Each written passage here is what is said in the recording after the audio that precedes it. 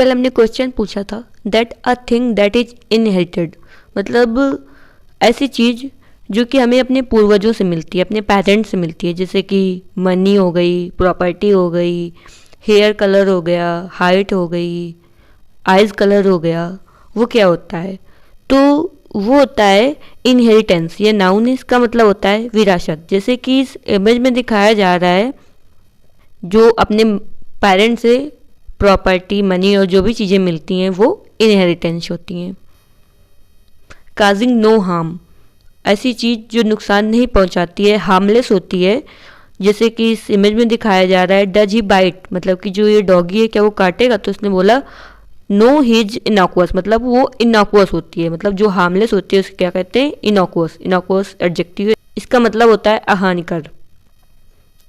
अब इसके कुछ सिनोनिम्स होते हैं, innocent, inoffensive, harmless, safe, innocuous etcetera. And indirect reference, मतलब कि जो ताना मारना होता है, इनडायरेक्ट तरीके से जो बोलना होता है, जैसे कि इस इमेज में दिखाया जा रहा है। एक एग्जांपल है he was born of rich but honest parent, मतलब कि इसके अकॉर्डिंग जो ज़्यादातर रिच लोग होते हैं वो ऑनेस्ट नहीं होते, लेकिन बोला गया है रिच बट ऑनेस्ट, मतलब कि रिच है बट ऑनेस्ट। तो इसे कहते हैं इन्वेंडो। ये नाउन है, इसका मतलब होता है व्यंग। That which can not be satisfied, जो कभी संतुष्ट नहीं होता है। जैसे कि इस इमेज में दिखाया जा रहा है कितना भी दे दो वो संतुष्ट नहीं होगा, उसे और चाहिए होगा, तो वो होता है इनसैसिएबल। ये एडजेक्टिव है, इसका मतलब होता है लालची। जैसे कि हम लोग पास नॉलेज के लिए इनसैसिएबल एपेटाइट होनी चाहिए, मतलब कि एकदम कभी संतुष्ट ही नहीं होना चाहिए, और ज़्यादा नॉलेज अपनी बढ़ानी चाहिए।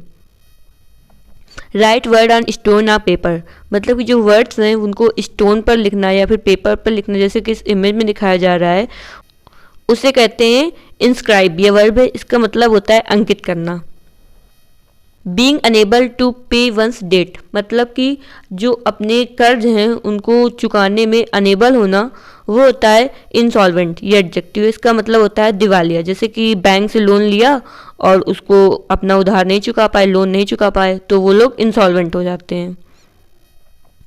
The condition of unable to sleep, मतलब कि जिसमें नींद नहीं आती है, वो जो कंडीशन होती है उसे कहते हैं इंसोम्निया। ये नाउन है, इसका मतलब होता है अनिद्रा, जैसे कि इस इमेज में दिखाया जा रहा है। अच्छा, इसमें रूट वर्ड है सोम। सोम का मतलब होता है स्लीप। इसका अदर वर्ड है सोमनेम्बुलिस्ट। इसमें दो रूट वर्ड हैं, एक है सोम, एक है एम्बुल। तो सोम का मतलब हो गया स्लीप और एम्बुल का मतलब हो गया चलना, तो सोमनेम्बुलिस्ट मतलब कि नींद में चलने वाला। Covered in non conducting material to prevent the passage of electricity, मतलब इलेक्ट्रिसिटी पास होने से बचाने के लिए जो उनमें नॉन कंडक्टिंग मटेरियल लगाया जाता है, जैसे कि इस इमेज में दिखाया जा रहा है, वह होता है इंसुलेटेड। ये एडजेक्टिव, इसका मतलब होता है विद्युत रोधी। अच्छा, जैसे हीट या फिर साउंड ये रोकने के लिए भी जो चीज़ें लगाई जाती हैं वो भी होता है insulated. Rebellious are opposing the authority, मतलब कि सरकार का विद्रोह जो करते हैं उसे कहते हैं इंसर्जेंट। ये नाउन है, इसका मतलब होता है विद्रोह, जैसे कि इस इमेज में दिखाया जा रहा है। और जैसे कि 1857 में जो क्रांति हुई थी उसे भी उसमें जो क्रांति करने वाले थे, जैसे मंगल पांडे जो थे, उन्हें इंसर्जेंट कहेंगे। और क्रांति को म्यूटनी भी कहते हैं, तो उन्हें म्यूटनियर भी कहेंगे। तो जो मंगल पांडे थे वो क्या थे? इंसर्जेंट थे।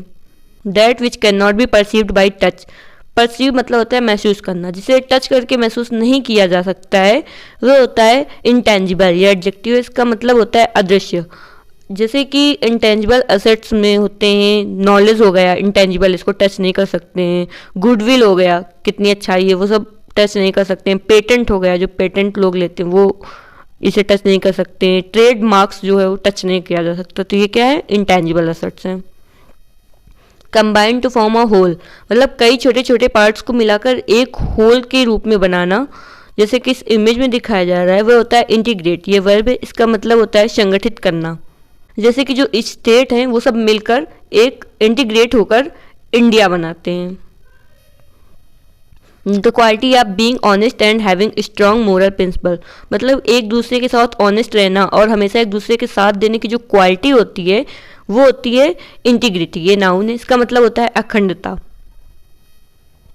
इंटरवल बिटवीन टू इवेंट्स, मतलब दो घटनाओं के बीच का जो समय होता है उसे कहते हैं इंटरल्यूड। ये नाउन है, इसका मतलब होता है मध्यांतर। जैसे कि स्कूल में जो लंच का टाइम होता है वो इंटरल्यूड उसे बोलेंगे। One who intervenes between two or more parties to settle difference, मतलब कि इंटरवेंस मतलब होता है हस्तक्षेप। तो दो या दो से अधिक पार्टीज के डिफरेंस को बीच में हस्तक्षेप करके उनके डिफरेंस को ख़त्म करने वाला वो होता है इंटरमीडियरी। ये एडजेक्टिव है, इसका मतलब होता है मध्यस्थ। अच्छा, इसको ऐसे समझा जा सकता है जैसे हम लोग फॉरेन गए, वहाँ की लैंग्वेज हम लोगों को नहीं आती है और हमारी लैंग्वेज उन लोगों को नहीं समझ आ रही है, तो जो ट्रांसलेटर होगा वो एक दूसरे की बात समझाएगा। तो जो ट्रांसलेटर है वो इंटरमीडियरी है। अच्छा, जैसे दो लोगों के बीच में फ़ाइट हो गई तो उनके बीच में जो उनकी लड़ाई को सॉर्ट आउट करेगा तो वो क्या होगा, इंटरमीडियरी होगा। जैसे कि इस इमेज में दिखाया जा रहा है, the act of burying a dead person, मतलब कि एक डेड पर्सन को दफनाना, जैसे कि इस इमेज में दिखाया जा रहा है, उसे कहते हैं इंटरमेंट। ये नाउन है, इसका मतलब होता है दफन।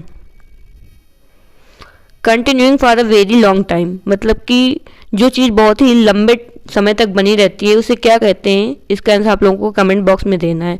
अच्छा, जो रिवीजन है वो बहुत ज़्यादा इंपॉर्टेंट होता है। अगर हम लोगों ने एक बार कोई चीज़ अच्छे से समझ लिया, जैसे अभी समझा है, उसके बाद एक बार रिवीजन कर लिया तो वो माइंड में सेट हो जाती है।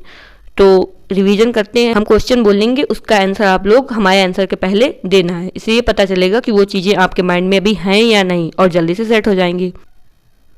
A thing that is inherited, ये क्या होता है, तो ये होता है इनहेरिटेंस। ये नाउन है, इसका मतलब होता है विरासत।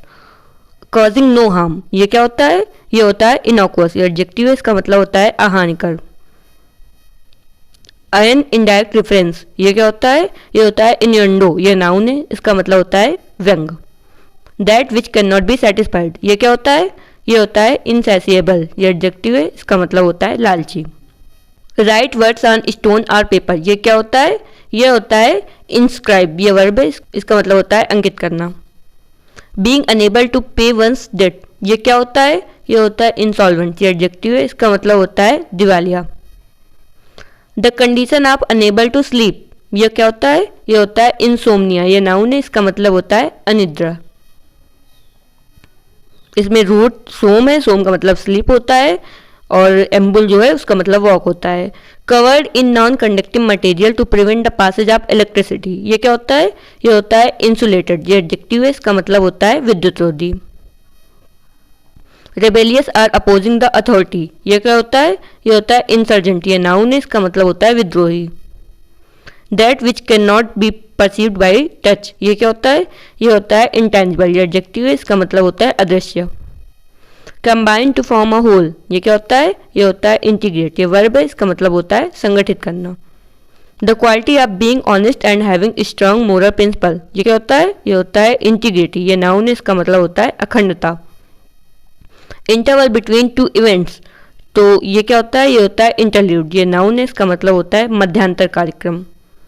One who intervenes between two or more parties to settle difference, ये होता है इंटरमीडिएट। एडजेक्टिव है, इसका मतलब होता है मध्यस्थ। The act of burying a dead person, ये होता है इंटरमेंट। ये नाउन है, इसका मतलब होता है दफन।